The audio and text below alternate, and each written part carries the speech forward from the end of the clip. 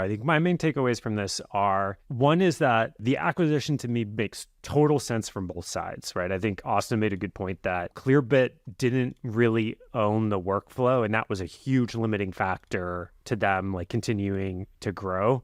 And so the thing that they needed to do was to sell to a workflow provider. But from the other side of the perspective, all the workflow providers couldn't get the same value out of this acquisition that HubSpot can, because HubSpot has all of these different hubs that they can integrate this data into and enhance their marketing hub, their sales hub, their CRM hub, and other pieces.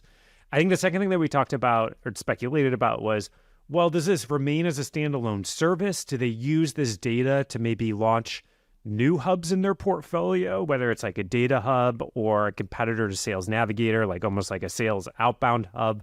But the more we talk through that, actually, the more I'm kind of looking at that and being like, that doesn't feel right, because it either is not bought by their core customer base, or, to Fareed's points, bought the portfolio, or it's not part of their main strategy. So I don't know. Those are my two biggest takeaways, but I'm interested in either of your kind of additional main takeaways on top of that.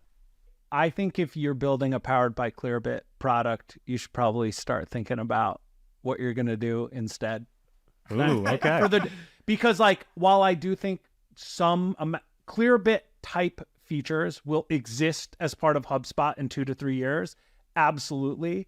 And maybe even the products like Enrich will. I don't see HubSpot supporting a developer tool. You can put that team on one of many things. You want to put them on helping the HubSpot product get better, or do you want to help them, help other random products get better? I just don't think that that's going to continue to exist. That's my only additional takeaway here. I guess my perspective is more like, I'd be watching out for what happens on the contractual side between HubSpot and Clearbit and how it might impact companies who use Salesforce in particular. I would be very cautious about some type of squeeze or change in service, because it's very strategic for HubSpot. So while it may not happen now, I imagine in the long run, people who are like a big Salesforce shop with a huge custom Clearbit integration, to your point around not being able to rely on the API anymore, I would be thinking about the same thing as how do we safely decommission the dependency, or at least have alternatives to our conversation around having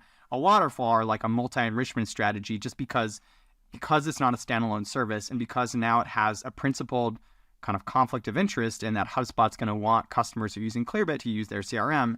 If you're not a HubSpot customer, I think it spells some uncertainty.